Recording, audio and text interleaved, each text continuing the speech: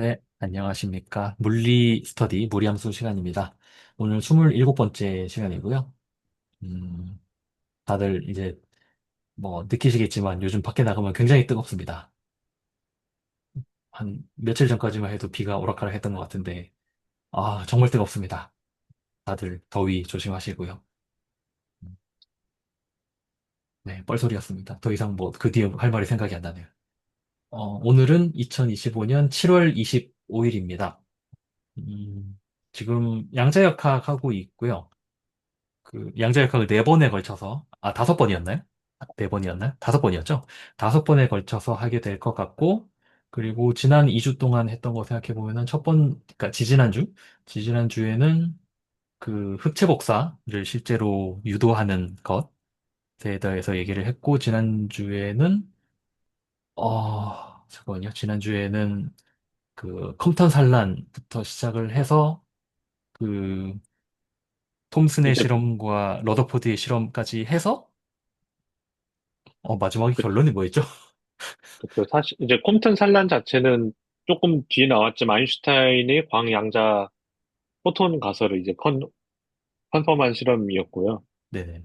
그리고 다음에 이제 보어가 그 아톰 러더포드 모형에서의 그 문제점을 이제 해결하기 위해서 모델을 가설을 세웠고 그 다음에 이제 그런 거 실험적으로 잘 맞췄다.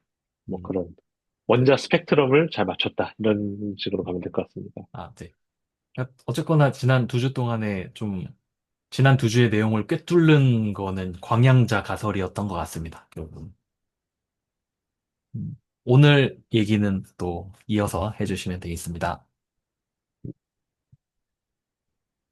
네, 그러면 공유하도록 하겠습니다.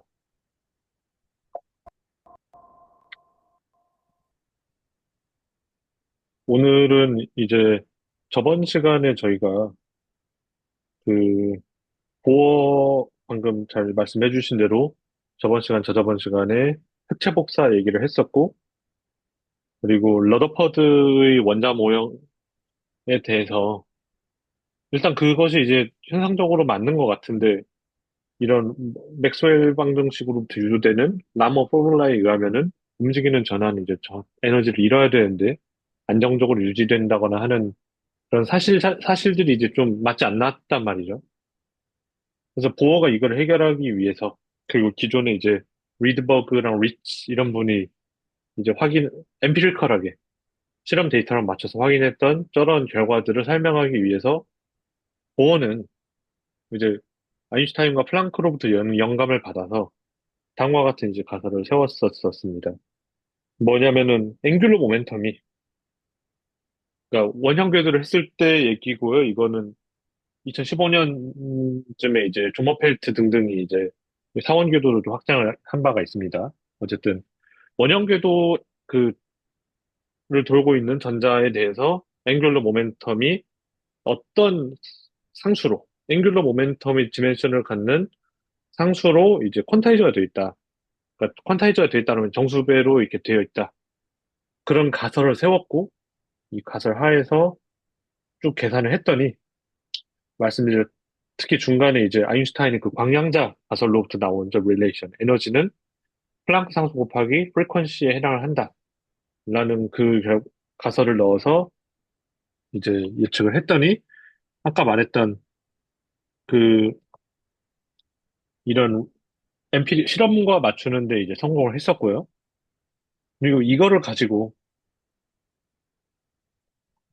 그 클래시컬 이제 일렉트로마그네티즘하고 이제 맞추는 어떤 코레스폰던스 프린시플이라는 걸 가정을 했더니 그 모종의 상수, 이제 플랑크 상수랑 비슷한 거라고 해서 플랑크 바라고 이제 예를 들어서 쓸 수 있다고 하면은 플랑크 바 상수가 이제 2파이분의 플랑크 상수에 해당이 되더라. 라는 사실까지 이제 보어가 얻어내었습니다. 그로 인해서 뭐 하이드로젠이라든가 아이오나이즈드 헬륨의 아토믹 라인들을 예측하는 데도 성공을 했고요. 근데 아까 이제 보면은 아인슈타인의 광량자 가설 그리고 컴퓨터니 그걸 확인했었을 때 어떤 거를 확인을 한 거냐면 빛이라고 하는 거는 파동의 성질을 가지고 있는데 동시에 어떤 입자로서의 성질을 가지고 있다라고 하는 걸 이론적, 실험적으로 이제 확인을 했던 거고. 그때 보면 저희가 이제 파동을 물론 코사인, 사인으로 이제 경상파 같은 거 표현을 할 수가 있지만 우리가 그런 컴플렉스 페이즈까지 포함해서 익스포넨셜 형태로 제가 쓸 수가 있단 말이죠. 익스포넨셜 i kx-i 오메가 t.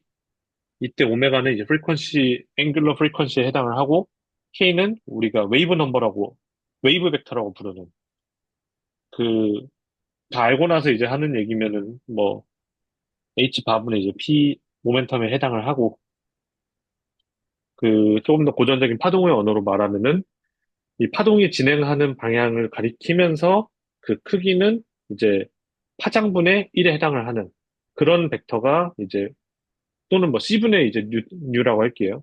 그런 벡터가 바로 이제 웨이브 벡터다. 웨이브 벡터 K다. 근데 이제 다음과 같은 에너지, 질량, 운동량, 이제 관계식을 아인슈타인이 얻었는데 M을 0으로 놨던가 빛이라고 하는 거는 우리가 이제 질량이 0인 그런 입자로 우리가 생각을 할 수가 있고 그러면 그 에너지는 다음과 같이 주어졌기 때문에 이거를 오른쪽에다가 대입을 하면은 운동량의 크기는 다음과 같이 주어져서 그 운동량의 크기는 웨이브 벡터 곱하기 h바라는 상수로 주어지는 이런 관계식들을 이제 쫙 정립을 해놨단 말이죠. 그럼 이제 드브로이의 아이디어는 이거는 어, 입자들이 전자와 같은 입자들이 그러니까 파동이 입자라면 입자도 파동의 어떤 성질을 가질 수도 있는 거 아니야? 그러니까 정확히 말하면 사실 입자라는 게 주어졌을 때 우리가 파동이라고 하는 거는 오름직 이제 파장 같은 것, 파장이나 진동수 같은 것들이 정의가 돼야 되는 건데 원래 그 전까지는 아, 우리가 입자가 속도가 있으니까 뭐 파동 속도 그런 것까지 이제 정의가 되지만 파장, 진동수 이런 것들을 정의하는 방법이 없었단 말이에요. 근데 그러면 위에서 정의했던 식을 그대로 갖다가 쓰면은 우리가 일단 어떤 어떤 특정 질량과 특정 에너지, 특정 운동량으로 움직이는 입자들의 웨이브 벡터 혹은 파장과 프리퀀시를 다 정의할 수 있는 거 아니야? 이게 어떤 의미가 일단 되든 일단 정의를 할 수가 있다. 그렇게 해서 다음과 같은 식으로 이제 정의를 했고 이걸 통해서 보어의 그 포스툴레이트를 조금 더 뒷받침하는 데 이제 성공을 했거든요.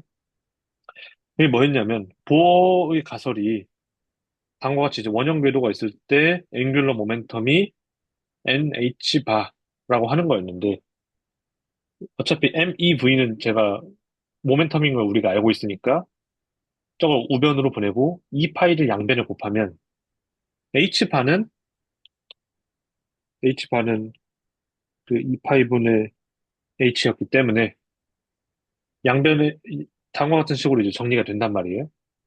근데 우리가 알고 있죠. 그 위에서 보면은 P라고 하는 거는 다음과 같은 관계식을 만족을 했고 우리가 드브로이 물질파도 비슷한 성질들이 다 된다고 이제 암묵적으로 가정을 한 거기 때문에 저걸 대입을 하면은 n 곱하기 어떤 파장이 나온다. 그러면 보어가 얘기했던 이 퀀타이즈드 앵글러 모멘텀이라고 하는 거가 이제 당시에 어떤 역학에서의 어떤 관점에서 봤을 때 그게 뭐 그럴 수도 있겠다 하지만 완전히 뭔가 타당성을 얻었던 건 아닌데 뭔가 뒷받침하는 그거를 내세워 준 거죠. 아, 이 전자라고 하는 거의 물질파가 다음과 같이 궤도에서 정상파를 이루는 컨디션에 해당을 하는구나. 왜냐하면 이게 이제 그 반지름인데 이 궤도 반지름이 어떤 특정 파장의 정수배에 해당을 하는 거구나 라는 식으로 해석을 할 수가 있다. 그래서 제일 안쪽부터 n 이꼬르 1, 2, 뭐 세보기 힘들지만 3, 4, 5겠죠? 그래서 이런 식으로 이제 뒷받침을 할 수가 있었던 거죠. 그리고 또한 아 얘가 그러면 파동이라면은 그러니까 우리가 컴퓨터 산란 실험이 보였던 거는 빛이 파동이라면은 그렇게 안 됐을 텐데 마치 입자의 그 탄성중 뭐, 그죠. 입자가 탄성 충돌을 하듯이 그런 산란을 확인했다라고 하는 게 이제 컴퓨터 산란 실험이었다고 하면은 2027년에, 1927년에 행해진 데이비슨 거머 실험에서는 다음과 같이 전자 빔을 쏘고 이제 그것이 이제 굴절하는 그런 양상을 반사된 그 각도 양상을 봤는데 이게 엑스레이 스캐터링에서 봤던 거랑 거의 비슷한 양상을 보였다라는 것을 이제 확인을 했다라는 거죠. 참고로 전자 질량은 그 대략 500 kb 정도고요. 이제 모멘텀은 그거보다는 좀 작긴 했지만 뭐 전자가 움직이긴 해야 되니까 너무 작진 않았겠죠. 그래서 어느 정도 엑스레이랑 비슷한 느낌의 산란 궤적을 보였다. 그래서 다음과 같이 이제 물질파 가설이 또 떠오르게 됩니다. 근데 이제 물질파를 보면은 조금 더 저희가 좀 보시면은 얘 같은 경우는 코사인 함수란 말이에요. 그러니까 코사인 플러스 아이 사인 함수잖아요. 그 오일러 공식을 생각을 해보면은 그거는 결국은 어떤 우리가 특정한 모멘텀 P를 갖는 플레인 웨이브라고 우리가 생각을 할 수가 있는데 이 입자라고 하는 거는 생각해 보시면 이제 점이잖아요. 크기가 있을 수도 있고 뭐 아니면 아예 없는 어떤 그런 걸 수도 있지만 어쨌든 점과 같은 모양이라는 걸 우리가 알고 있고 그러면은 아 실제로 파동이라고 하지만 얘는 그냥 이 평면파가 아니고 평면파들이 굉장히 무수히 중첩이 돼가지고 나오는 어떤 이 파장 다발이겠구나. 파동 다발이겠구나. 그것을 우리가 이제 웨이브 패킷이라고 하는 걸로 기술한다라고 얘기를 합니다. 뭐 이거 자체가 그렇게 중요한 건 아닌데요. 근데 이 플레인 웨이브를 가지고 제가 내용을 전개하기에는 이제 좀 양심이 찔리기 때문에 일단은 그 설명을 넣었고 그러면 우리가 이거를 이제 풀이에 그 분해를 할 수가 있겠죠. 다음과 같은 식으로. 그러면 각 모멘텀별로 앰플리튜드 혹은 코에피션트가 앞에 이제 붙고 그 뭐라고 해야 되지? 코에피션트가 앞에 붙고 그것들이 이제 선형 결합이라고는 하지만 이제 적분의 형태로 이 파동 함수가 표현이 된다. 그래서 그리고 이 A라고 하는 거는 이 전자가 모멘텀 P0로 움직인다라고 하면은 얘는 P0의 픽을 딱 찍고 이제 부드럽게 떨어지는 그런 양상의 것을 생각했을 때 얘가 이제 어떤 모멘텀을 가지고 저희가 된다. 뭐 등등등등 이제 사실은 우리가 풀이의 그런 해석 그런 것들을 통해서 정의를 할 수가 있을 것 같습니다. 어찌 보면은 수식 자체 되게 간단하긴 한데 이 내용을 이제 딱 받아들여야 이제 그 다음으로 딱 넘어가거든요. 그래서 혹시 물질파학 관련해서 좀 코멘트나 질문 하실 거 있으면 듣고 넘어가도록 할게요.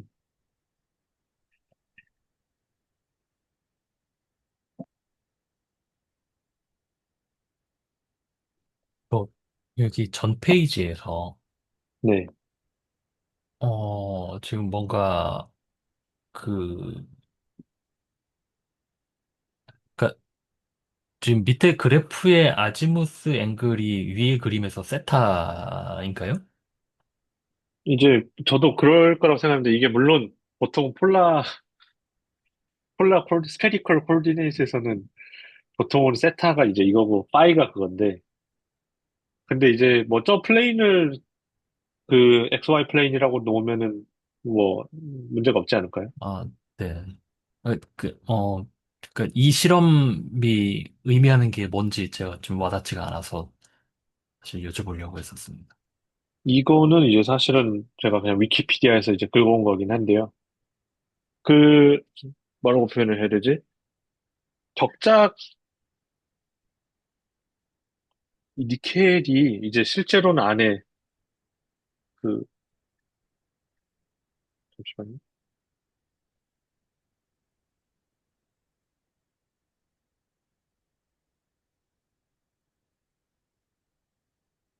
뭐 이런저런 거 있지만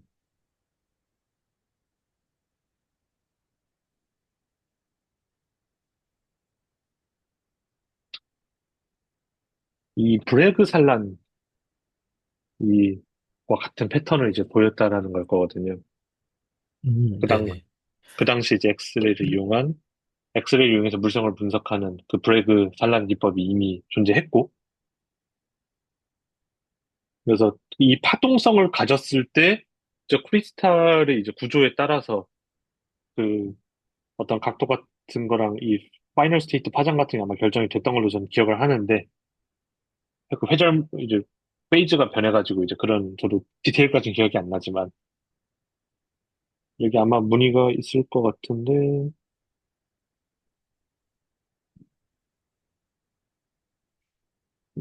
조금 더 좀 원초적인 그림이 있으면 좋겠지만, 이제,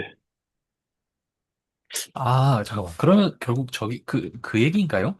그러니까 빛은 우리가 파장인 걸, 그치. 빛은 참, 파동인 걸 아니까, 네, 저런 브레그 뭐라고 해야 돼? 뭐, 브레그 간섭이라고 해야 되나요? 네네, 네, 브레그 간섭이 일어나는 게 어떻게 보면 파동이니까 그렇게 일어나는 건 자명한데, 네, 전자에서도 일어나더라. 그렇죠. 는 걸 실험으로 확인했다는 거군요. 그쵸. 아, 네. 그러면 이해됐습니다. 그러니까 이제, 물론 전자 이중슬릿 실험 같은 거가 요즘 또 너무 팬시하게 잘 나오긴 하는데, 뭐, 이 당시에는 이제, 뭐 이런 걸로 먼저 확인을 했던 것 같습니다. 이제, 그거를 이제 데이비슨 거머가 그 세팅을 해서, 여기 뭐 그쵸. 여기 이 브레그 산란으로부터 예측이 되는 그 패턴을 이제 확인을 하기 위해서 확인을 했다. 디테일 네네. 타겟했다 되고. 네.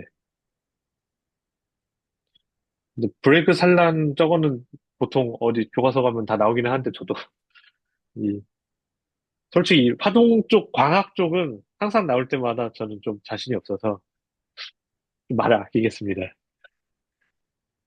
저도 좀 이 사파로 공부해가지고 광학 많이 보는 뭐 헥트, 뭐 파울스 책 이런 거 한 권 제대로 본 적 없고 이 일반 물리랑 전자기학 지식 그리피스 전자기학에 나온 지식만으로 이제 살아가고 있거든요.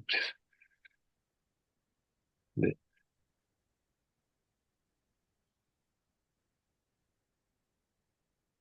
그래서 그런 세팅으로 네, 뭐 사실 저도 저거가 당시 이제 브레이크 산란으로 하면 딱 저렇게 나오냐 저 확인 안 해봤지만 그렇다고 하니까 저는 믿고 있습니다.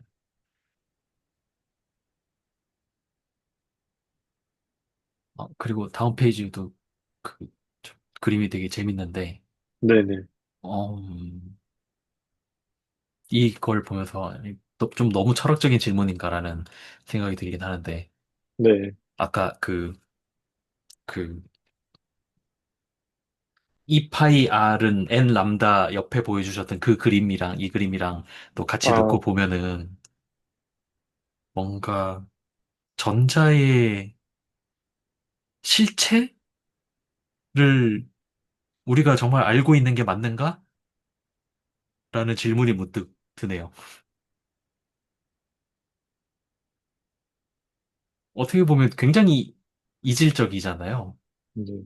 그러니까 그 뭐라고 할까? 그러니까 전자는 어떤 파티클 형태로 되어 있는 그 그러니까 물질이라고 보는 게 너무나 훨씬 더 직관에 와닿는 표현인데 웨이브로 보더라도 뭐 말이 된다라고 하면 뭐 말이 된다고 하니까 뭐 거짓말은 아니겠지라는 생각이 들면서 동시에 이렇게도 볼 수 있다는 게 그러면 그래서 전자가 뭐지? 라고 하면은 뭔가 하나의 답이 안 나올 것 같다? 약간 그런 약간 좀 그쵸. 이상한 이게, 얘기였습니다. 그래서 사실은 뭐 한번 잠깐 얘기 나온 김에 뭐 이런 얘기를 좀 해볼 수가 있겠죠. 저희가 람다가, 람다가 그 P분의 H라고 지금 하는 거잖아요. 네네. 그러면 물질파에 따르면은 전자의 이거는 그 P분의 H인 건데, 어, 렐리티비스틱 일렉트론을 생각할 수도 있지만, 뭐, 논 렐리티비스틱, 그러니까 멈춰있는 전자도 있을 거 아니에요. 당연히 뭐, 예전에 밀컨, 기름방울 실험 이런 것도 뭐 거의 공중에 음, 띄워놓고 했다고 하고. 그쵸, 그쵸. 그러면은, 어쨌든 우리가,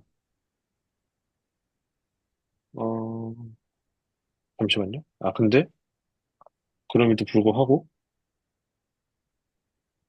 T제곱, 2제곱, 아, 이걸로 하겠습니다. 아니지. 이걸로 이제 생각을 하면 될 것 같긴 한데, 맨날 하던 짓거리를 제가 조금 못 벗어나고 있어서 그러긴 하는데, 그냥 질량을 넣을게요. 대충 질량 스케일을 넣고,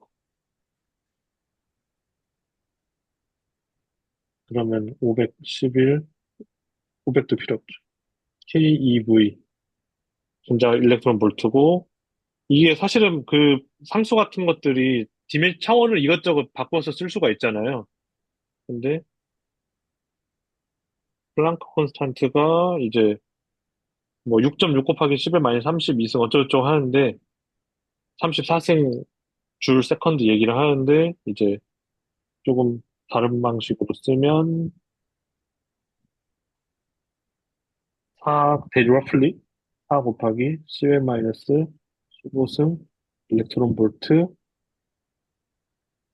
세컨드 아니 헤르츠 인버스라고 하니까 세컨드겠죠?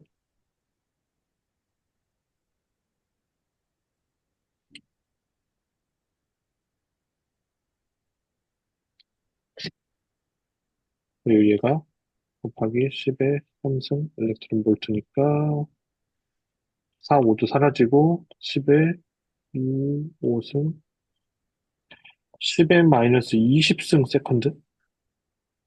근데 10의 마이너스 20승 세컨드라고 하는 거는 이 랭스잖아요. 네.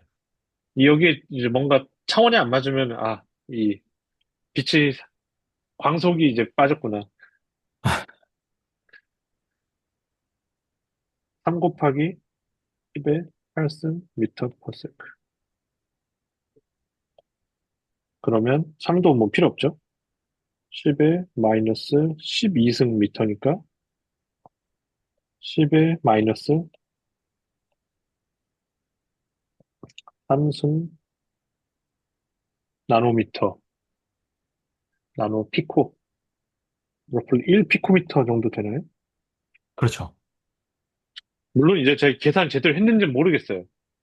이제 이런 거 하면은 10의 몇 승 이런 거 막 오더가 틀릴 수가 있어서 근데 어쨌든 이런 식으로 그냥 구하면 되는데 생각해보면은 우리가 옴스트롱이라고 하는 단위가 10의 마이너스 10의 마이너스 10승 미터니까 원자 사이즈의 100분의 1이거든요. 이렇게만 구했을 때.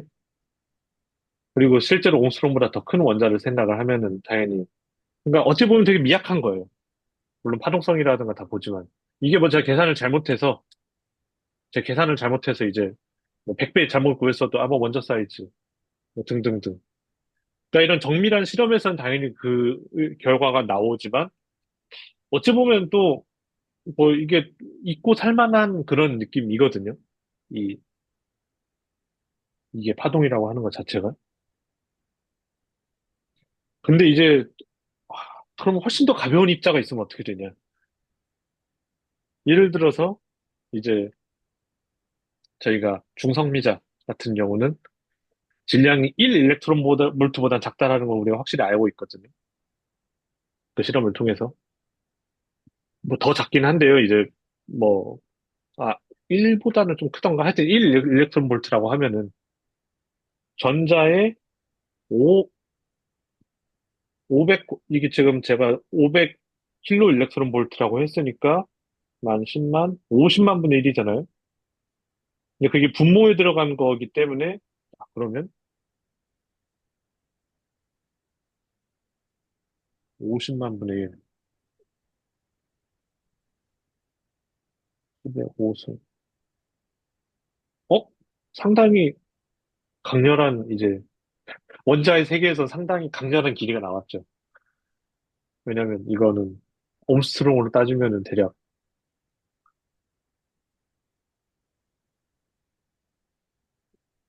5천? 옴스트롱인가요? 5천 옴스트롱. 그러니까, 정지해 있는 중성미자가 이렇게나 에너지가 이렇게나 길다고? 물론 중성미자는 어지간하면 정지해 있지 않습니다. 중성미자는 거의 광속으로 날아다니기 때문에. 사실은 제가 한 계산은 사기이지만, 가벼운 입자는 이게 굉장히 길어질 수가 있다는 얘기죠. 에너지가 충분히 작으면. 그리고 중성미자는 다른 수많은 뭐 가상의 입자들과는 달리 실존하는 입자이기 때문에. 그러면 이런 아까 말씀해주신 부분이 어찌 보면 우리가 골치 아픈 문제를 잊고 살 수도 있을 텐데, 대- 근데 이런 가벼운 것들을 탐구를 하려고 하면은 방금 말씀해주신 분이 굉장히 이제 무겁게, 아니죠. 가볍게 다가오기 때문에, 가벼운 입자들은. 그래서 저도 아직 모르겠습니다. 결론. 말이 길어졌는데 지금 양자역학 시간이랑 거의 관련도 없는, 왜냐면 제 이게 아직도 좀 궁금해갖고 좀 저번에 막 잠이 안 오는 거예요. 누워있다가. 중성미자는 어떻게 되는 거지? 하고.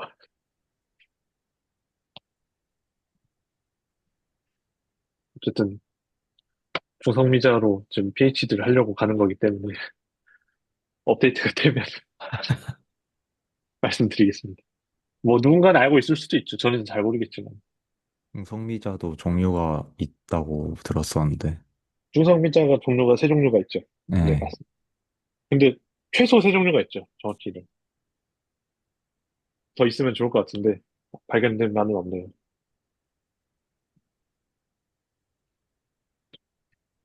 중성미자 또 뭐 진동 현상도 얘기 나오는데 그것도 뭐 요즘 잘 모르겠습니다. 사실.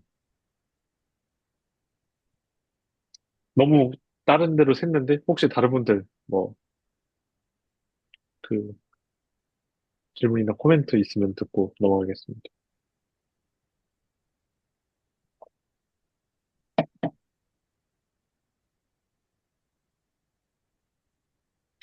네.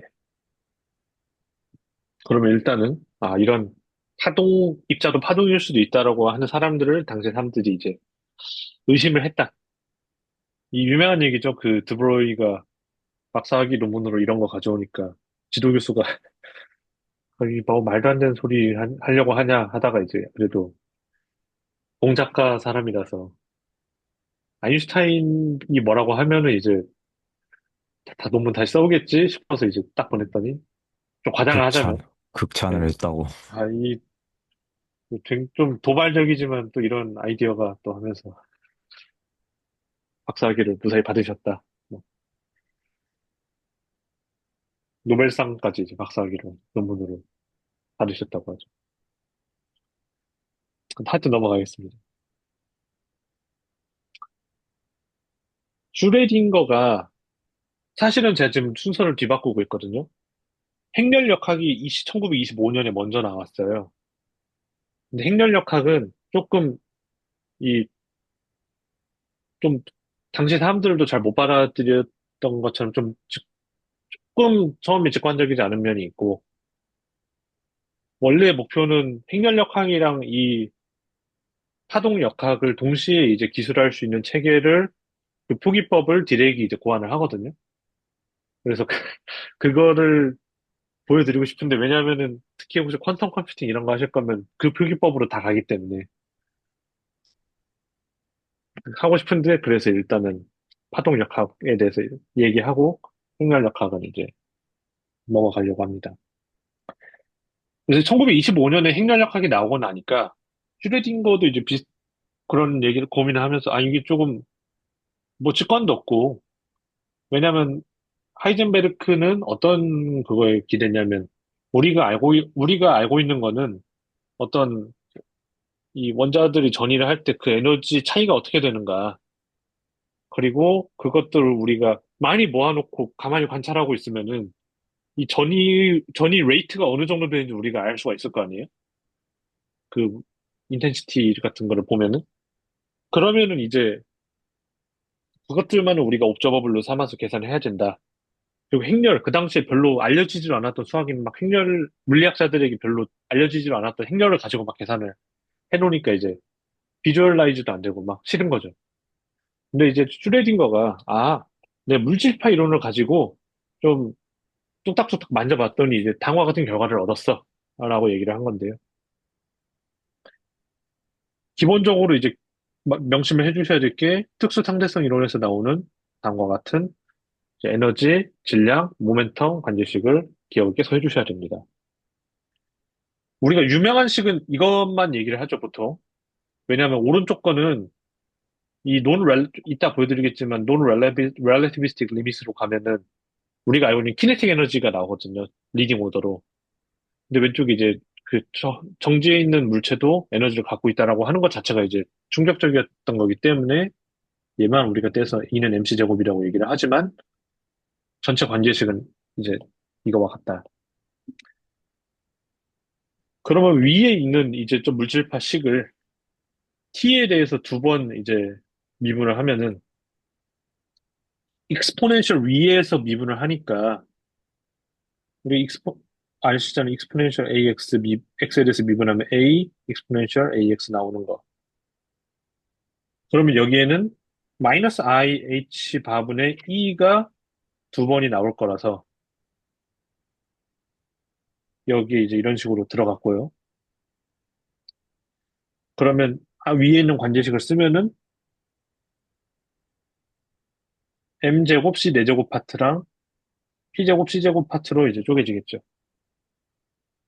근데 M제곱 C제곱이랑 H바 제곱 전부 다, M이랑 C랑 H바 전부 다 이제 P의 적분을 해줄 때 상관이 없으니까 빠져나올 수가 있는데, 그래서 얘는 이런 식으로 빠져나올 수가 있는데, 여기에 있는 P는 그냥 못 빠져나온단 말이에요. 적분을 해버리니까. 근데 우리가 뭘 알 수가 있냐면, 얘를 가지고 P에 대해서, 그러니까 X에 대해서 그레디언트를 취해주면, 1차원이었으면 그냥 X니까 I, H바, P의 제곱이 빠져나오는 거고, 그레디언트를 취했기 때문에 얘가 빠져나오는데 한 번 더 빠져나와서 다음과 같이 이제 뭐 이거는 x, y, z 각각 그 미분 다 한 다음에 이제 다시 벡터를 합치면 이렇게 되는 걸 확인할 수가 있습니다. 물론. 그래서 그레디언트 라플라시안을 이제 취해주면은 p제곱 빠져나오고 나오고 c제곱 붙는 형식으로 쓸 수가 있다. 그러면 양변을 c제곱으로 나눠주고 이제 적절하게 정리를 해주면 우리가 다 아래와 같은 이제 식으로 표현을 할 수가 있다라고 하는 거죠. 혹시 눈썰미가 이제 좋으신 분은 예전에 우리가 파동방정식 얘기를 할 때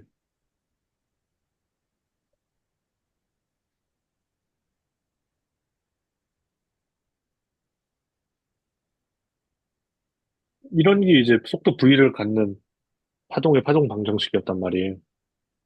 그러니까 얘는 이제 C만 붙어 있으면은 오른쪽에 있는 얘가 없었으면은 그러니까 질량이 0이었으면 일렉트 빛의 속도로 이제 날아가는 그런 녀석이었을 건데 이제 약간 변형된 파동방정식에 해당을 하는 거죠. 뭐 그 실체는 이제 저희 여기서는 다루지 않지만 얘는 그 특수상대성 이론을 생각했을 때 얘가 소위 말하는 달랑베르시안에 해당을 하고 얘는 아까 말씀해주신 그 언어로 쓰면은 다음과 같이 이제 코바리언트, 콘트라베리언트 그 디리비티브의 인바리언트한 내적으로 표현이 되는 거라서 플러스 C랑 뭐 하면은 M제곱, C제곱, H바 제곱이라서 로렌츠 로렌츠 변환에 대해서 인바리언트. 그래서 이 식 전체가 로렌츠 변환에 대해서 인바리언트한 식이 됩니다. 그래서 이거를 이제 어떤 특수 상대성 이론을 만족하는 웨이브 파동 방정식이라고 부를 수도 있을 거고. 근데 공교롭게도 여기에는 이제 클라인이랑 보든이란 분이 이름이 붙어 있는데 슈레딩거는 이거를 본인 방정식을 만드는 과정에서 이미 발견을 했지만 그 당시에는 이제 이런 방정식에서 그냥 이거는 지금 자유롭게 날아가는 입자를 기술을 한 거란 말이에요. 에너지가 모멘텀 P를 가지고 날아가면 에너지가 이렇게 되는데 우리가 계산해야 되는 건 막 쿨롱 포텐셜 안에서 원자 스펙트럼이 어쩌고 이런 걸 해야 되는데 이게 무슨 소용이냐. 그래서 슈레딩거는 이 방정식을 이제 과감히 폐기를 하고 그 다음 단계로 이제 넘어간 거죠. 아, 이건 근데 중요한 방정식입니다. 여기서 안 쓸 뿐이지. 다음과 같이 P가 그러니까 빛의 속도를 가지고 있는 입자의 모멘텀은 물론 실제로 이렇게 안 쓰여지지만 실제로는 이렇게 써야 되지만 뭐 어차피 제가 테일러 전개만 하면 되니까 다음과 같은 이제 non-relativistic limit MV였는데 이제 V가 C보다 매우 작으면은 뭐 이렇게 되겠죠 당연히 MV 속도가 충분히 느리면은 E는 이제 P에 대한 함수를 쓰면은 루트 씌워서 써지는데 다음과 같이 쓸 수가 있고 P가 MC보다 작으니까 테일러 전개 쫙 펼칠 수가 있죠. 저는 하이어 오더 텀은 무시하겠습니다. 아, 여기도 이거 써줘야 돼. 하이어 오더 텀을 무시하면은 E는 MC 제곱 더하기 우리가 잘 알고 있는 키네틱 에너지 텀으로 이제 분리가 되고요. 플러스 알파. 그럼 아까 말씀드렸던 이제 웨이브, 어떤 물질파라고 하는 거는 그 다음과 같이 이제 쪼개질 것이고, 이 MC 제곱 파트는 이제 P랑 아무 상관이 없으니까 앞으로 빠지고, 나머지 이제 키네틱 에너지 파트만 들어가 있는 식으로 쓸 수가 있고요. 그럼 제가 양변에 일단 얘를 곱해놓고, 곱한 걸로 이제 리디파인을 하면은, 다음과 같은 식으로 어떤 그 입자 자체가 가지고 있는 인터널 에너지는 이제 다 빼고 이제 키네틱 에너지만 가지고 생각을 하는 이런 웨이브 이퀘이션을 쓸 수가 있습니다. 그러니까 웨이브 패킷의 형태로. 그럼 우리가 앞에서 이 테크닉을 제가 그래도 한번 보여드린 이유는 역사적 이유도 있고 이제 이런 식으로 전개하면 뭐 M이라던가 E라던가 이런 파트를 제가 끄집어낼 수 있다는 걸 미리 보여드리려고 했던 거고요. 지금 여기는 이제 제가 T에 대해서 미분을 하면은 다음과 같이 이제 적분이 이렇게 들어가는데 이 안에 얘가 써져 있을 거고 아까처럼 라플라시안을 쓰면은 이제 이런 파트가 이제 들어가 있을 건데 P제곱은 적분 밖으로 못 나가죠 어차피 P에 대해서 적분을 해주니까 근데 나머지는 콘스탄트이기 때문에 잘 조절하면 적분 밖으로 다 튀어나갈 수가 있단 말이에요 그럼 제가 코에피션트를 적절히 맞춰주면은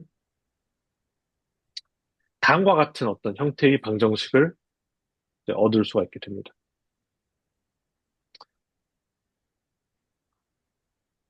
그런데 이제 이게 대체 무슨 뜻이지?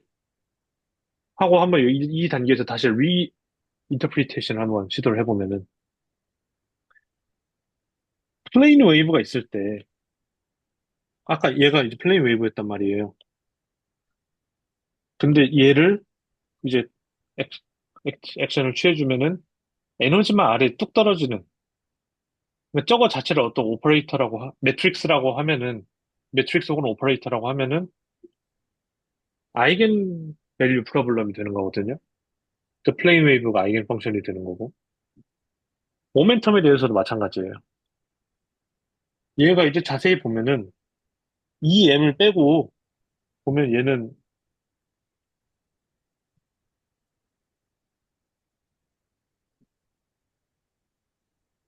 물론 이제 플러스 마이너스는 제가 이제 맞춰준 거지만 다음과 같은 형태로 쓸 수 있단 말이에요. 어? 플레인 웨이부터 액션을 취해봤더니 얘는 모멘텀에 대한 이거를 주는 얘인가 보다. 라는 생각을 할 수가 있다는 거죠. 제가 여기서 에너지 오퍼레이터에선 제가 물음표를 크게 치겠습니다. 왜냐하면 이거는 에너지 오퍼레이터는 아니기 때문에 엄밀히 말하면 시간 미분이죠. 그러면 저희가 지금까지 위에서 얻었던 이 관계식은 푸사이를 시간에 대해서 미분하고 IH바를 곱하면은 운동량, 가 물론 라플라시안이지만 마치 운동 에너지에 해당하는 파트 연산자를 이 매- 물질파에 곱해준 거와 같다. 웨이브 푸사이에 곱해준 거와 같다. 근데 우리가 한 가지 알고 있는 게 있죠. 지금까지는 운동 에너지만 생각했는데 실제로는 에너지라고 하는 건 운동 에너지 더하기 포텐셜 에너지 아닙니까? 그 지금 위의 단계에서 다 포텐셜 에너지 없이 지금 진행을 해왔는데 굳이 따지자면 이제 여기다가 어차피 얘는 우리가 이런 거는 생각 안 하기로 했으니까 빼고 포텐셜 에너지 다 더해줬어야 되는 거 아니냐. 점점점.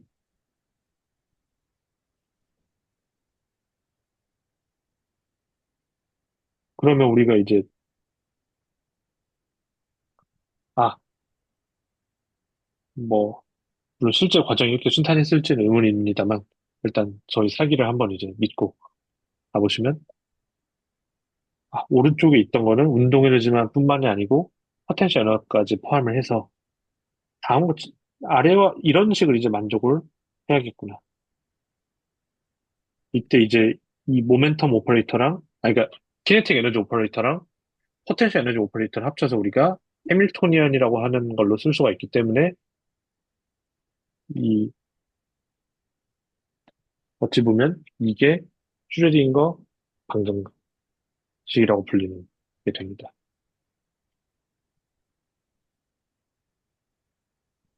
그래서 V는 뭐 쿨롱 포텐셜 같은 거로 생각을 할 수가 있고요. 오늘 이걸로 뭐 계산을 하진 않을 거예요. 왜냐면 그건 다음 시간에 한꺼번에 이제 할 거기 때문에.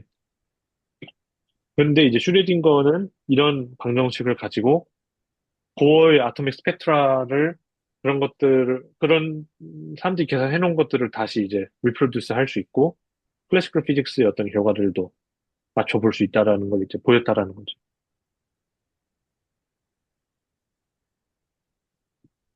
그러면 이게 무슨 뜻이냐? 일단 슈레딩거 방정식 얘기를 하는 거는 물론 I랑 H바라기 하는 게 붙긴 했지만 푸사이라고 하는 거의 타임 에볼루션은 해밀토니안에 의해서 지배가 된다라는 거거든요. 특히 이제 만약에 해밀토니안이 시간에 대해 의존하지 않는다면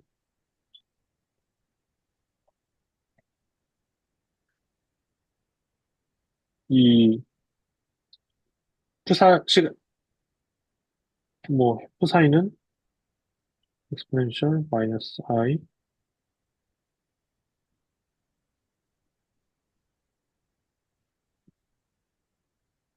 t는 0. 어, 뭐 이런 관계식을 이제 만족을 한다던가 하는 식으로 이제 쓸 수가 있단 말이죠. 이거를 조금 더 일반화한 게 사실은 얘가 이제 유니터리 오퍼레이터에 해당을 하기 때문에 이걸 조금 더 일반화한 게 양자역학의 공리 중에 하나이고요. 퀀텀 스테이트의 타임 에볼루션은 유니터리 어떤 해밀 유니터리 오퍼레이터에 의해서 이제 지배가 된다라고 하는. 근데 이제 푸사이가 뭐냐라고 하는 거가 아직도 좀 미지수라는 거죠. 그러니까 물질파였기 때문에 푸사이는 파동함수는 물질파였기 때문에 이제 어떤 그 입자들이 어떤 분포를 분명히 표현을 해야 되는 건 맞는 것 같은데 근데 이제 보론 같은 분들이 생각을 해보니까 야 일렉트론이 와서 뉴클레우스 와서 땅 튕기면 이렇게 나가고 우리가 저걸 옵저버를 하는 건데 우리가 그냥 고전적인 파동의 언어로 뭐 웨이브 이퀘이션 저걸 따르고는 어쩌고 그냥 고전적인 왜냐면은 이 식을 한다고 해서 이게 무슨 뭐 i가 들어가긴 했지만 어차피 익스포넨셜로 표현할 거면은 이거 그냥 뭐 익스포넨셜 들어갔다고 양자는 아니죠. 예를 들어서 뭐 전자공학을 할 때 페이즈를 쓴다고 해서 양자역학을 한다라고 하진 않잖아요, 우리가. 그러니까 물론 양자역학이 들어가지만 슈퍼컨덕트, 세미 반도체도 있고 해서. 근데 그럼 이거를 가지고 고전적인 방식으로 그 사이에 대해서 내가 한번 계산해봤더니 그 계산 과정은 양자역학 교과서 뒤쪽에 나오기 때문에 생략하고요. 그냥 얘가 그냥 사방으로 퍼져나가는 그런 솔루션을 갖고 있는데 전자가 예를 들어서 왔다고 치면은 그럼 이제 그냥 이게 입자가 퍼져 있는 거다라고 생각을 하면은 아니 전자는 분명히 와서 튕겨서 저기서 내가 전자가 튕겨 나온 걸 봤는데 이 물질파라고 하는 거 그냥 사방으로 퍼져 있으면 이거는 이 말이 안 되는 소리다. 라는 생각을 하신 거죠, 이제.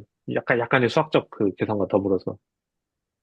아, 그러면, 야, 이거는 어떤, 만약에 이제 이거가 입자가 시간 t에서 어떤 포지션 x라는 위치에 얼마나 자리하고 있냐. 그래서 입자들이 분포로 생각하면은 이런 산란 과정 같은 걸 생각하면 도저히 우리가 맞지가 않는다. 우리가 관찰을 하는 것과. 아무리 이게 양자가 좀 기묘하고 어쩌다 해도. 이 맞추려면은 예를 들어서 입자 한 개만 생각한다고 했을 때 이 푸사이 제곱에 이제 왜 제곱인지 저도 까먹었어요. 푸사이 제곱에 이제 스몰 볼륨 dx 세제곱 곱하는 거가 소위 말하는 이 입자의 probability density여야 된다. 거기서 발견을 할. 이걸 적분하면 이제 1로 떨어지는 거고. 이제 이게 브론이 이제 당시에 뭐 물질파 같은 거 관련해서 그 이것이 무엇인가를 재해석을 한 거고 어찌 보면 나중에 이제 소위 말하는 뭐 양자역학의 확률적 해석의 이제 근간이 되는 그 논문을 썼다고 얘기를 해야겠죠. 근데 다만 당대에 조금 크레딧을 못 받았다고 해요. 그 보론이 이름이 그 당시 없는 사람도 아니었음에도 불구하고 심지어 왜냐면 나중에 행렬역학 나올 때 보론이 이제 하이젠베르크가 보른의 포스닥이었고 세이스 논문 쓰고 행렬역학 보론이 되게 기업 아니고 다 알려져 있던 내용인데 왜 크레딧을 못 받았냐 하면 이제 약간 주위에서 야 그거는 야 그럴 수밖에 없는 거를 나도 알고 있었어라고 이제 주장하는 사람들이 많았어가지고 근데 문헌상 이 probability probabilistic interpretation을 처음 제시한 건 이제 본 말고는 없기 때문에 조금 더 나중에 좀 재조명을 더 받았다 이렇게 얘기가 되는 것 같습니다. 그 다음 넘어가기 전에 그러면 그래서 이 슈레딩거 방정식은 다시 말씀드리면 이 푸사이라고 하는 거의 타임 에볼루션이 해밀토니안에 의해서 이제 결정이 된다라고 하는 운동 방정식을 얘기를 하는 건데 이거는 F는 MA, 맥스웰 방정식, 로렌츠 힘 이런 거랑 같은 결에 있는 방정식인 거예요. 여기까지만 보면은. 근데 보른이 확률적 해석이 그것과 차이를 만드는 거죠. 푸사이라고 하는 거는 고전적인 어떤 입자들의 분포 그런 게 아니라 그 제곱이 확률 밀도 함수를 만든다라고 하는 것을 이제 얘기를 한 거니까요.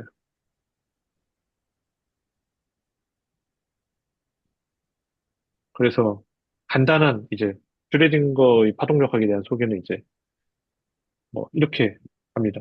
구체적인 계산은 없이. 그래서 일단 여기까지 질문이나 코멘트 있으면 들을게요.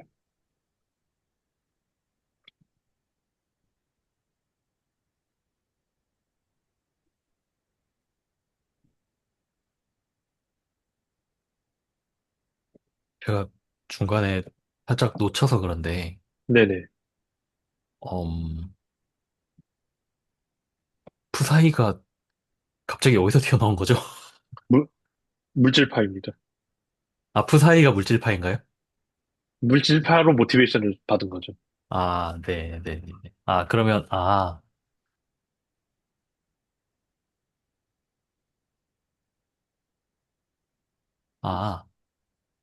그러니까 저 파동이, 그러니까 뭔지는 모르겠지만, 아무튼 저 파동을 이렇게 기술을 하고, 네,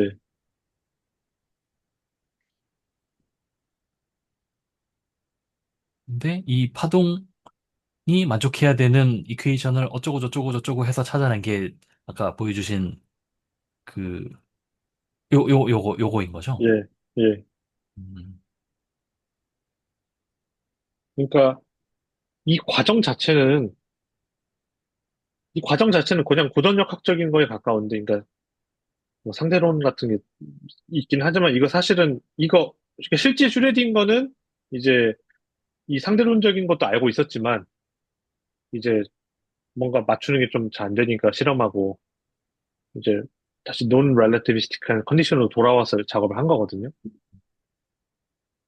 근데 어쨌든 간에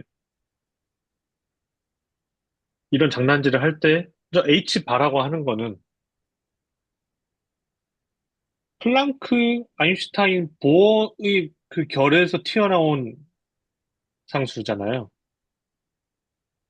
저런 게 웨이브 벡터가 아니고 파동이 그 모멘텀 그 자체라고 하는 게 그러니까 웨이브 벡터 K가 H바분의 P라고 하는 거를 제가 사실은 예전에 그 전자기 할 때도 그냥 무심결에 썼을 수도 있어요. 그 이제 그냥 확인된 사실이니까 제가 그냥 써버린 거고 이때 이제 등장을 한 거죠. 그러면 오직 그 관제식의 그런 가정을 깔고 이제 대단히 고전적인 이제 우리가 분석을 했더니 슈레딩거 이퀘이션까지 튀어나오더라. 그러니까 이거는 그 물질파 가설이랑 광량자 가설으로부터 출발했다는 거 빼면은 되게 고전적인 방정식인 거예요. 그래서 슈레딩거 방정식에는 그 이것만 놓고 보면 확률론적인 얘기는 전혀 들어가 있지 않습니다. 그 파동 함수는 우리가 나중에 뭐 매저가 어쩌고 해서 딱 어떤 값으로 특정 값을 나오기 전까지는 완전히 결정론적인 방정식에 의해서 이제 거둔 기술이 되거든요. 그게 되게 좀 특징적인 부분이기도 하고요. 처음 공부할 때 좀 되게 신기한. 오히려 반대로 신기한 거죠. 이분들은 이제 확률론적 해석해서 놀랐지만 저희는 어 분명히 양자역학은 확률이고 모든 게 난잡한 세계라고 했는데 해석이 확률론적인 거지 이 방정식까지는 결정론적으로 이제 나온다는 게 저는 그러더라고요. 저는 이 부분이 신기하더라고요.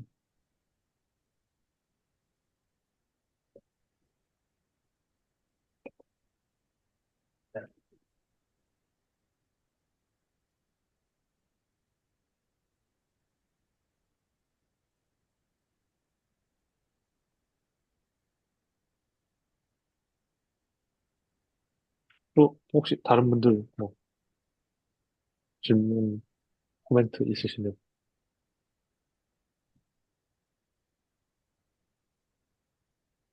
그 슈레딩거가 그러면 사인 고든 그거 식을 알고 있었다는 거겠죠? 사인 고드는 또 다른 방정식, 클라인 고든 아, 방정식은 저는 클라인 알고, 고든, 네, 네. 네. 클라인 왜냐면 고든. 사인 고든 방정식도 있잖아요. 다른 데. 네네, 또 있거든요. 예. 근데 클라인 고든 이퀘이션은 알고 있었다고 저는 뭐 복수의 문헌에서 봤기 때문에, 어, 네. 저는 그래가지고, 네. 기본적으로 특수상대성 이론을 빼고 전개했다고 들어가지고, 아, 이렇게도 되는구나, 해가지고, 지금. 그쵸. 그러니까 근데 중간 과정에 알고 있어서 사실은 이런 것들을 제가 뭐 원문을 보고 한 건 아니기 때문에 정확한 유도 과정까지는 제가 이제 뭐 보장을 못 드리긴 하는데요. 그, 네. 근데 이거는 실제로 뭐 나중에는 다들 이거는 슈레딩거 알고는 있었다라고 하더라고요. 논문으로 이제 안 써서 그렇지. 여기서 가장 문제는 얘가 일단 에너지 제곱이 들어가니까 포텐셜 처리를 어떻게 할지가 조금 애매했던 것 같아요. 왜냐면 인터랙션이 그 당시 쿨롱 포텐셜 같은 거 넣어서 원자 스펙트럼 막 계산하고 맞춰봐야 되는데, 포텐셜을 어디서 넣지? 하면은 이거 나중에 계산하는 거는 나중에 양자장론에서는 그 다 계산하잖아요. 그냥 이제 스칼라 입자 프로파게이터 넣은 다음 인터랙션 텀 넣어서 쫙 계산하긴 하는데, 그거는 이제 이때로부터 한 10년 정도 뒤에 이제 개발이 된, 5년에서 10년 사이에 개발이 된 내용일 거라서 이때는 아직 없었던 것 같습니다.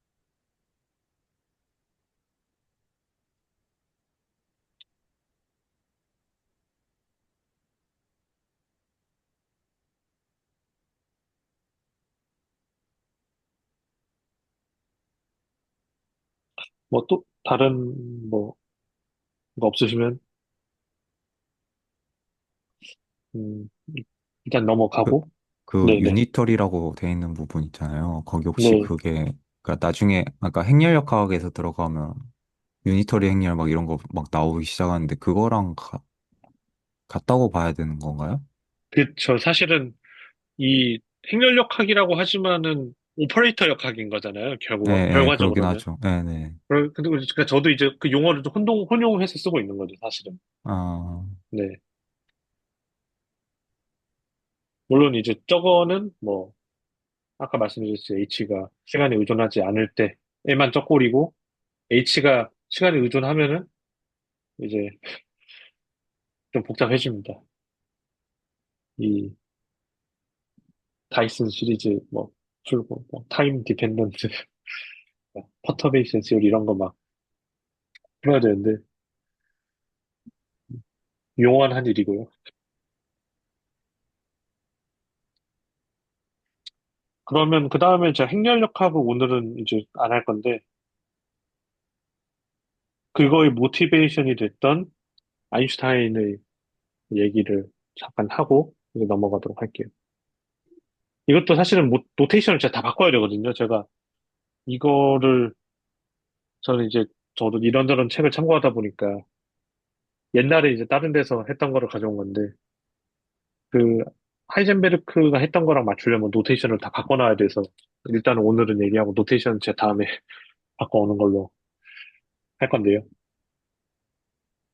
아인슈타인이 어떤 거를 했었냐면, 두 개 에너지 준위가 이게 떨어져 있는 두 개의 상태가 있다고 했을 때, 아니면 뭐 일반적으로는 그냥 어떤 자연수의 상태가 있을 수가 있겠죠. 그럼 이 사이에서 어떤 일이 있을 수가 있냐면, 첫 번째로 높은 에너지 상태에서 낮은 에너지 상태로 자발적으로 이제 전이하는 스폰테니어스 이미션 같은 현상을 이제 생각할 수가 있었을 거고, 높은 데서 낮은 데로 굴러 떨어지는 거죠. 그때는 빛이 이제 빡 하고 나오겠죠. 사실 원자 스펙트럼의 그 준위 변화가 뭐 그거 아닙니까? 높은 데서 낮은 데로 떨어지면서 나온다. 빛이 나온다. 두 번째로, 그 당시에 방출 스펙트럼 말고 흡수 스펙트럼의 존재를 이미 19세기에 다 알고 있었기 때문에 얘들이 빛을 어떤 딱 준위 맞는 빛을 받으면 에너지가 준위가 올라가는 현상도 이미 알고 있었겠죠. 그 B 프라임이라고 제가 여기 부를 수가 있을 거고. 근데 이제 아인슈타인은 한 가지 더 얘기를 한 게, 아, 빛이 어떤 특정한 H 바 오메가라고 하는 에너지를 내뿜으면서 방출이 되는 거다. 그게 A 프로세스. 그리고 그 빛을 받아서 로어 에너지에서 하이어 에너지로 올라가는 B 프라임 프로세스 말고도 하이어 에너지에 있던 얘가 그 H 바 오메가라고 하는 에너지가 빛을 받았을 때,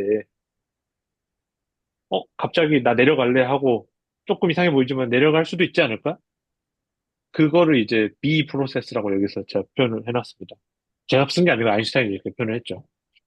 그걸 인듀스드 이제 트랜지션, 인듀스드 이미션 뭐 이렇게 부를 거고요. 자발 방출, 이제 흡수, 그 유도 방출. 뭐 나중에 이제 레이저 이런 쪽 원리 할 때도 나온다고 하는데 저는 디테일 계산을 안 해봤고요. 그러면 저희가 이제 흑체 얘기할 때 했던 그런 이 에너지가 E1과 E2 두 가지 이제 아톰으로 돼 있을 때 이걸로 꽉 차 있는 이제 그 캐비티가 있다고 했을 때, 그러면은 이 E1이라고 하는 에너지를 가지는 아톰이 N1개가 있고, E2라고 하는 에너지를 갖는 아톰이 N2개가 있으면은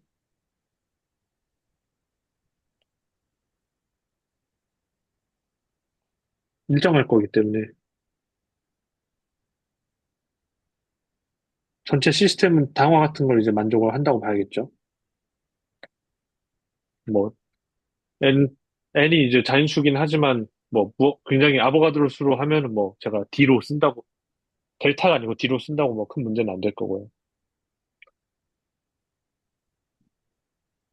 그때 우리가 이 DN2 위로 올라갈 이제 가지수라고 하는 거는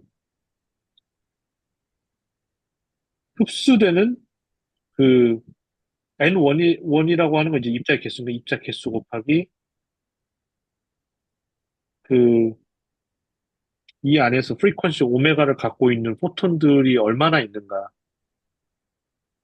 그러면 얘들이 N1이라고 하는 거를 만났을 때 B 프라임이라고 하는 어떤 코에피시언트를 가지고 이제 위쪽으로 흡수돼서 올라갈 거고 이 상태로. 반대로 A라고 하는 거는 자발적으로 이제 떨어지는 거니까 N2 곱하기 A라고 하는 이 이제 확률로 아래로 떨어지니까 마이너스 붙는 상태로 이렇게 들어오고 이 포톤이 다음과 같이 U도 이제 방출을 또 만들 수가 있기 때문에 그 넘버 오브 포톤에다가 B라고 하는 코에피시언트를 곱해서 얘가 넘버라고는 되는지 뭐 밀도라고 생각하셔도 좋습니다. 그냥 이 값은 위로 올라갈 확- 올라가는 코에피시언트 곱하기 확률 그리고 내려가는 코에피시언트 곱하기 이제 확률이다. 또 확률은 입자의 개수 곱하기 포톤이 연관되는 경우에는 포톤 개수에 이제 의존을 한다.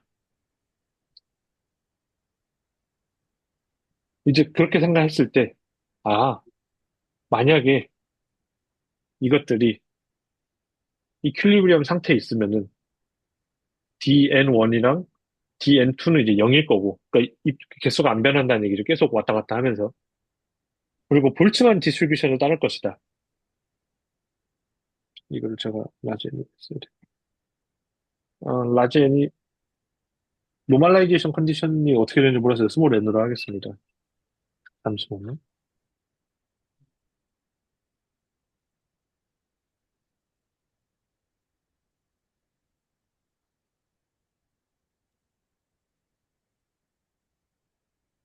그러면 이제 N1 같은 경우에는 볼츠만 디스트리뷰션이 저번에 말씀드렸듯이 다음과 같은 볼츠만 팩터에 의존을 한단 말이에요. 지금 노멀라이제이션은 적당히 그냥 라지 N으로 잡아놓고 볼츠만 팩터에 의존을 하기 때문에 N1은 다음과 같이 쓸 수가 있고 N2는 또 다음과 같이 쓸 수가 있을 거고 에너지가 이제 E1이랑 E2로 정해져 있으니까. 그러면 제가 지금 이거랑 이거를 여기다가 대입을 하면은 이제 어차피 여기서 좌변은 다 0 되는 거고 I 오메가에 의존하는 파트랑 의존하지 않는 파트를 이걸 쪼개서 정리를 해보면은 다음과 같이 이제 써질 거고요. 그럼 I 오메가는 이제 정리를 해보면 이렇게 써질 텐데 B 프라임이랑 B랑 A에 대한 식으로. 근데 자세히 보시면은 얘가 물론 이제 제가 뭐 스테이트 덴시티 이런 걸 쓰지 않고 포톤 넘버랑 아톰 넘버 이런 걸 썼기 때문에 이제 조금 노멀라이제이션이 다르긴 한데 얘는 우리가 알고 있던 플랑크 디스트리뷰션이랑 같은 꼴이 나오거든요. 언제? B 프라임이 B랑 똑같고 A가 B 곱하기 오메가 세제곱의 비례를 할 때. 그래서 이제 아인슈타인은 그 이게 어찌 보면은 이게 맞다라는 보장은 없지만 볼츠만 디스트리뷰션이라고 하는 것, 그러니까 플랑크 디스트리뷰션이라고 하는 거는 실험적으로도 확인이 됐고 플랑크가 그거를 이제 에너지 퀀타 가설을 통해서 이제 맞춘 거잖아요. 근데 아인슈타인은 되게 몇 가지 그냥 뭐 이퀄리브리엄이랑 볼츠만 디스트리뷰션 그리고 그냥 몇 가지 이런 자발적으로 생각할 수 있는 방출 과정이 있다. 이런 것들만 생각해서 이제 이런 이런 것들을 보인 거죠. 그래서 이걸 아인슈타인의 AB 코에피션트라고 부르는데 굳이 이거를 얘기를 한 이유는 하이젠베르크가 여기서 출발했기 때문에 그렇습니다.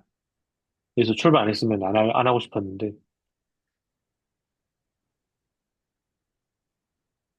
뭐 이거 내용은 중요치는 않고요. 결과적으로 이런 것들을 이런 자발 방출 그리고 포톤 흡수해서 에너지 올라가는 거 유도 방출 과정 아인슈타인이 분석을 했고 이제 이런 것들을 AB 이런 것들도 실험적으로도 사실은 얼추 매저가 되는 값이었다.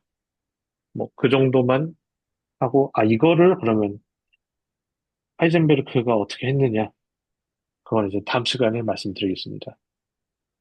특징적으로는 아까 그 과정을 가지고 클래시컬 전자기 EM에 나오는 라머 포뮬러 같은 거를 넣은 다음에 이 X를 이제 어떤 행렬로 프로모트를 시켜서 그 행렬들을 가지고 이제 계산하는 과정이 나오게 되는데요. 저도 정리를 하다 보니까 오늘 이거 정리 억지로 짜내서 얘기해봤자 저도 좀 정리가 덜 돼서 좀 퀄리티가 많이 떨어질 것 같더라고요. 그래서 더 떨어뜨리려면 여기서 더 떨어질 데는 없기 때문에 이제 뭐 포기하고 여기까지로 마무리하겠습니다. 네. 앞에까지 다 포함해서 코멘트나 질문 있으면 듣고 마칠게요.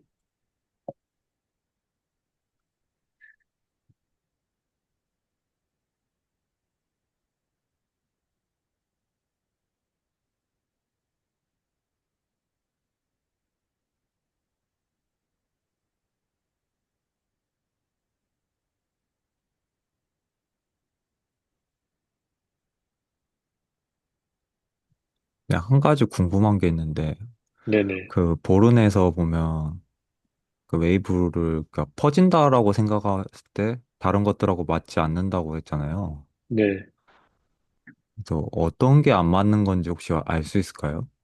그러니까 예를 들어서 이제 네, 그, 확률적인 그게 아니라고 했을 때 만약에 다른 걸로 그게 어떤 게 모순되는 건지 어떤 게 안 맞는 건지 구체적으로 알 수 있는 거예요. 이제 실제 물론 이제 그런 것도 여러 개를 써야겠지만, 예를 들어서 입자를 쐈는데, 우리가 뭐, 러더퍼드 실험 알파 스캐터링이라고 하면 알파 입자를 쏴가지고, 그 금에 산란을 한 다음에 어딘가 박히는데, 제가 물론 통과하는 애들도 있겠지만, 이제 제가 몇 개가 되는지를 다 셀 수가 있잖아요. 그 건판 분포가 어떻게 되는지. 근데 생각을 해보면 이제 아래처럼 나온다는 거는 약간 이게 진짜로 그 입자들이 이렇게 퍼져서 분포가 된다라고 하는 건 아이소트로픽하게 이렇게 말하면 좀 엠빵 하는 그런 느낌인데 입자 하나하나가 고른이 봤을 때 그런 실험적인 실제 우리가 자연현상에서 관찰하는 거랑 물질파가 진짜로 퍼진다라고 하면은 이제 뭔가 안 맞았다라고 하는 거죠. 근데 그러면 이게 로직 완전히 논리적으로 빈틈이 없는 그런 거였냐? 그런 거였다라기보다는 아래처럼 해석하면 불편하고 확률로 해석해야 되는 게 맞지 않아? 그러니까 그럼 확률로 해석한 걸 증명했느냐, 증명한 것도 아닌 걸로 저는 알고 있어요. 그 논문이 좀 짧을 거거든요, 그 원문이. 저도 이제 요약본을 봐가지고 이제 디테일하게 말씀 못 드리겠는데,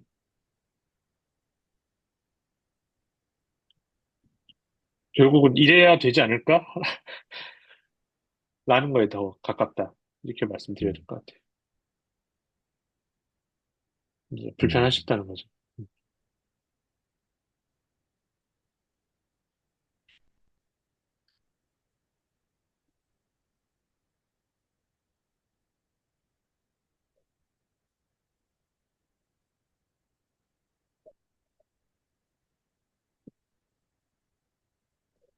이게 뭐 논리적으로 완전히 수학적으로 막 완전 무결한 내용이었으면 뭐, 그렇게 많은 공격을 이제 받을 필요도 없었겠죠, 사실. 어찌 보면.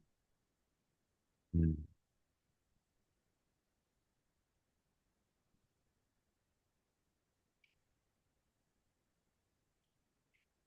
어찌 이 무리함수인데 점점 수학이 사라져가는 느낌이 좀 들긴 하는데요.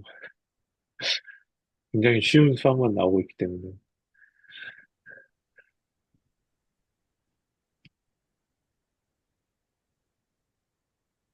그건 시간이 자연스럽게 해결해 주지 않겠습니까?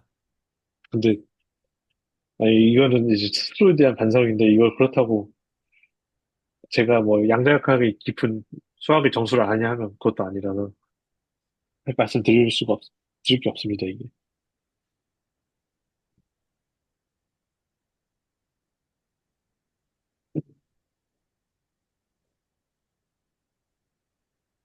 또 뭐 다른 그런 거 있나요?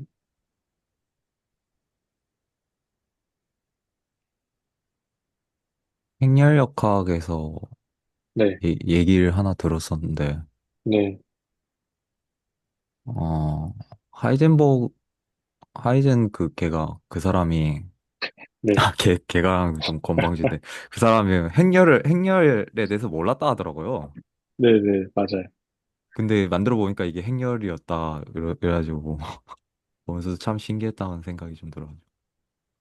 이게 참 저도 재밌는 게, 그러니까, 아, 이게 내가 어떤 상태에서 여기는 M 프라임으로 갈 때 바로 갈 수도 있겠지만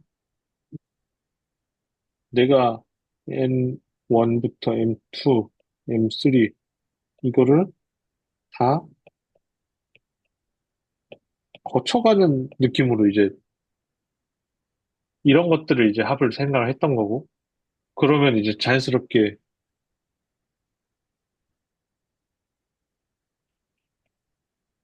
그 일부러 행렬하고 맞추기 위해서 쓰면은 M, N, N 프라임, N 얘는 M2, M, M2, N 얘가 이제 뭔가 N2, N에 해당하는 이런 것들을 이제 발견을 해버린 거라서 이 한 번 거쳤다가 가는 이런 것들을 생각했을 때 이제 이걸 하고 나니까 이제 행렬을 보는 아는 입장에서 이게 행렬이잖아 이렇게 되는 거지만 이제 발견을 해버리신 거죠.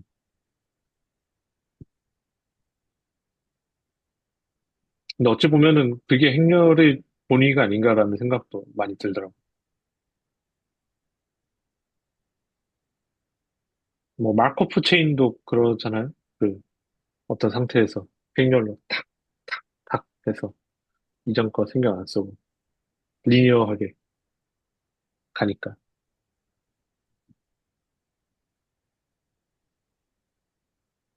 제가 예전에 재밌게 읽었던 그 책이 하나 있는데, 물리학은 처음인데요라는 그 교양서인데요. 네네. 교양서적인데, 여기에 보면은 제가 이거 되게 재밌어가지고 책을 일부를 제가 타이핑을 해놨었거든요. 네. 여기 보면은, 어,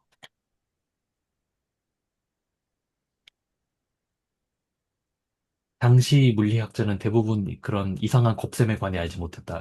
여기서 말하는 곱셈이 그 행렬 곱을 얘기를 하는 겁니다. 하이젠베르크도 마찬가지였다. 본 적도 들은 적도 없는 이상한 곱셈을 써야만 자신의 이론에 의미가 있는지 심각하게 고민했다고 전해진다. 하이젠베르크는 새 이론에 관한 논문을 완성한 다음 자신의 스승이자 물리학자인 막스 보르넥이 의견을 구했다. 얼마 후 보르는 그 이상한 곱셈이 수학자 사이에서 알려져 있는 행렬연산이라는 사실을 깨달았다. 보른도 행렬연산을 학생 시절에 배우기는 했지만 그 후로 전혀 쓰지 않아서 잊고 있었던 것이다. 음, 라는 내용이 나오고, 아까 그 내용도 나옵니다. 파동 함수는 실제 하는가? 그래서 슈레딩거 방정식의 해를 파동 함수라고 이름을 붙이긴 했는데, 그래서 이게 뭐냐, 도대체. 네. 네. 슈레딩거는 파동 함수가 실제 하는 파동을 나타내는 함수라고 해석을 했고, 근데 이제 보르는 그게 아니라, 파동 함수가 나타내는 파동은 전자가 존재할 확률을 가리킨다. 그런 내용들이 나옵니다. 오늘 얘기를 듣고 나서 이 책을 다시 보니까, 조금 더 또 새롭게 와닿네요. 아직도 그 저 풋사에 대한 얘기는 의견이 아직도 갈리더라고요, 확실히. 아직도 뭐가 해결된 그런 건 아닌 것 같더라고요. 저게 진짜 존재하냐, 안 하냐 가지고 아직도 얘기가 많이 오고 그런 것 같던데. 안 그래도 제가 요즘 읽고 있는 책이 하나 있는데, 보이시려나? 이토록 기묘한 양자. 되게 얇은 책입니다. 요만한 책인데요. 여기 보면 그거 나와요. 그러니까 그 양자역학의 세상이라고 해야 되나? 양자역학의 실험 결과들을 설명하는 6가지 이론에 대한 얘기가 나와요. 그래서 그 6가지가 뭐 첫 번째 나오는 거는 우리에게 익숙한 그 코펜하겐 해석 나오는데, 두 번째는 파일럿 파동 해석, 세 번째 다세계 해석, 그다음에 전 아직 읽어보진 않았는데 요 뒤에 결 어긋남 해석, 앙상블 해석, 거래 해석 이런 것들이 있다고 해서 그냥 아직도 모르는구나. 그냥 뭔가 좀 아직까지는 취향의 문제인가라는 생각을 하면서 읽고 있습니다. 근데 책은 솔직히 별로 재미없어서 제가 사라는 말씀 못 하겠습니다. 아, 근데 다, 최근에 실험한 것 중에서 하나가 파일럿 해석은 이제 거의 약간 끝났다라고 하는 쪽으로 가더라고요, 지금. 거의 파일럿 해석은 존재하지 않는, 아까 맞지 않는 음, 이론이다라고 약간 결론이 나오고 있더라고요. 음, 그래도 일단 모름지기 코펜하겐 해석으로 공부를 하고 네, 이제 그게 정석이라고 알고 있어요. 제 인생을 한번 걸어보고 싶은 분들이 이제 한번 역배팅을 한번 해보는 거죠.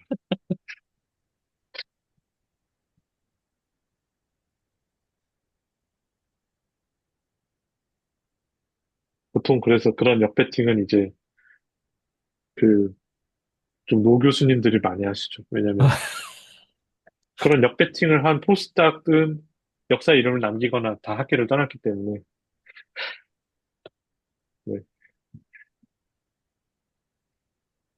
네. 다 그런 건 아니라면 이제 굉장히 어렵기 때문에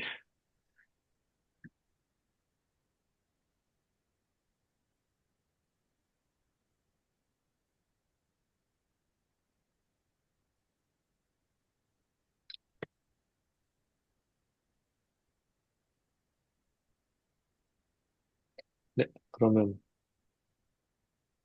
여기서 레코드를 뭐 아, 네. 그러면 레코드는 여기까지 해도 괜찮았겠죠? 네. 네. 그러면 레코드는 여기까지 하겠습니다. 수고하셨습니다. 고생하셨습니다. 수고하셨습니다.